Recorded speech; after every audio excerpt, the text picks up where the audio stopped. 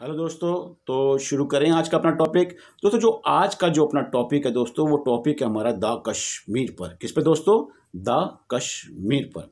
दोस्तों इसमें कुछ अपने प्रश्न हैं, उन प्रश्नों को हम करेंगे। जैसे कि एक प्रश्न है, क्या जम्मू एंड कश्मीर शुरू से ही एक स्वतंत्र देश था? क्या जम्मू एंड कश्मीर शुरू से ही एक स्वतंत्र देश था? दोस्तों इसका जवाब है नहीं। जम्मू एंड कश्मीर शुरू से ही भारत का एक अभिन्न अंग था। ठीक है, जम्मू एंड कश्मीर शुरू से ही भारत का एक अभिन्न अंग था। तो दोस्तों ऐसा क्यों कहते हैं कि जम्मू एंड कश्मीर एक स्वतंत्र देश था? तो दोस्तों इसका जवाब है कि जब अंग्रेजों ने भारत को आज़ाद किया, उसके साथ साथ जम्मू एंड कश्मीर को भी एक अलग देश घोषित कर दिया था। ठीक है, जम्मू एंड कश्मीर को भी एक अलग देश घोषित कर दिया था। उसका जो शासक था वो था राजा हरी सिंह। ठीक है दोस्तों, कौन था शासक? राजा हरी सिंह। और उनके सामने प्रस्ताव रखा गया था कि वे अपनी इच्छा से चाहे तो पाकिस्तान में शामिल हो जाएं या हिंदुस्तान में शामिल हो जाएं। ठीक है, पर हरी सिंह जी ने यह इच्छा रखी, ना वह पाकिस्तान में शामिल होंगे ना हिंदुस्तान में शामिल होंगे, वह अपना एक अलग सा देश बनाएंगे। ठीक है दोस्तों, तो यहाँ तक क्लियर? ओके, ठीक है। अब इसमें हमारा प्रश्न उठेगा कि पाकिस्तान ने जम्मू एंड कश्मीर के शासक के पास क्या प्रस्ताव भेजा। तो पाकिस्तान जो था वो यह चाहता था कि जो जम्मू एंड कश्मीर है, उसमें जो कश्मीर का जो हिस्सा है, वहाँ पे मुस्लिमों की संख्या बहुत अधिक है और वह फिर बहुत आसानी से जम्मू एंड कश्मीर को अपने पाकिस्तान में मिला लेगा। तो उसने जम्मू एंड कश्मीर के शासक का प्रस्ताव भेजा कि वह पाकिस्तान में शामिल हो जाए। ठीक है दोस्तों, लेकिन हरी सिंह जी ने साफ इनकार कर दिया, कह दिया ना वह पाकिस्तान में शामिल होगा ना हिंदुस्तान में शामिल होगा, वह स्वतंत्र देश रहेगा। ठीक, क्लियर यहाँ तक? ओके। अब प्रश्न उठेगा, पाकिस्तान ने फिर क्या किया? दोस्तों जब पाकिस्तान का प्रस्ताव जम्मू कश्मीर के शासक हरी सिंह जी ने अस्वीकार कर दिया तो वह गुस्से से तिलमिला गया। उसने वहाँ के लड़ाके काबिलियों से मिलकर अपनी सेना के साथ कश्मीर पर आक्रमण कर दिया और उसके कई क्षेत्रों पर कब्जा कर लिया। ठीक है, उसने कश्मीर के कई क्षेत्रों पर कब्जा कर लिया। ठीक, तो पाकिस्तान ने यह कार्रवाई की। अब इसमें अगला प्रश्न उठेगा कि फिर उसके बाद भारत ने क्या किया? उसके बाद भारत ने क्या किया?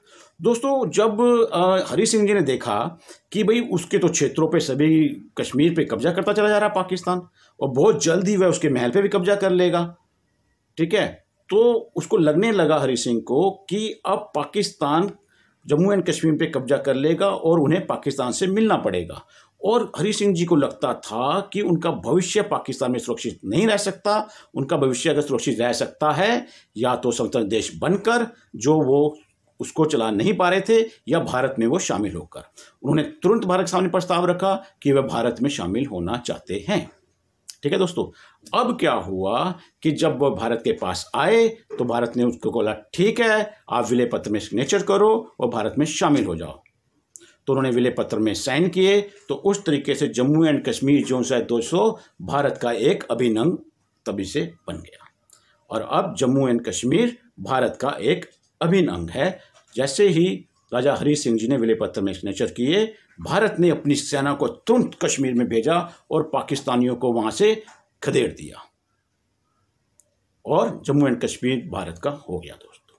ठीक है दोस्तों, इस तरीके से जम्मू एंड कश्मीर जो सा है कुछ वर्षों के लिए, कुछ दिनों के लिए भारत से दूर रहा, लेकिन बहुत जल्दी ही वो भारत के अंदर वापस मिल गया दोस्तों। ठीक है, यहां तक समझ में आया? ठीक है दोस्तों, इसमें एक प्रश्न और उठ रहा है कि पीओके क्या है।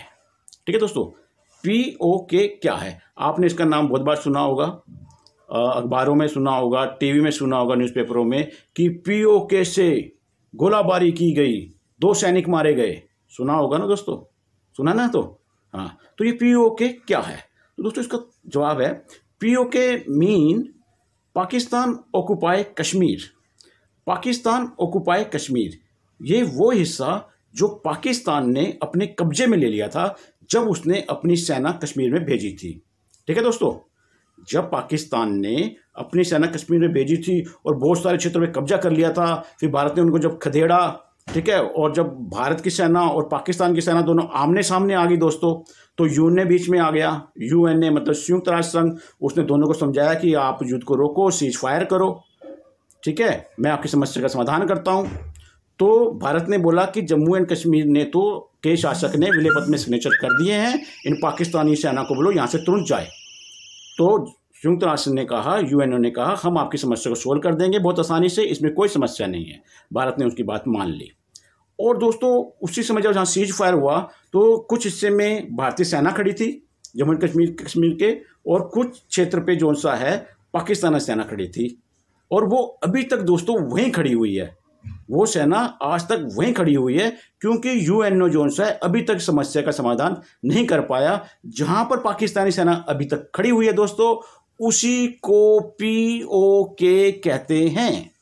क्या कहते हैं दोस्तों? उसी को पीओके कहते हैं।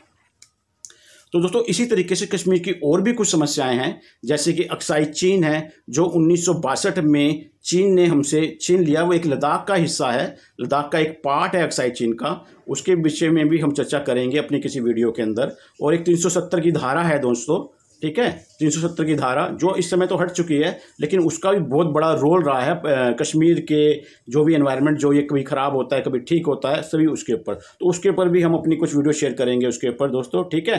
तो अभी तक के लिए हम इतना ही करते हैं दोस्तों। तो आप वॉच करते रहो मेरे चैनल को, राज स्टडी विथ एंटरटेनमेंट को, ठीक है दोस्तों। All the best.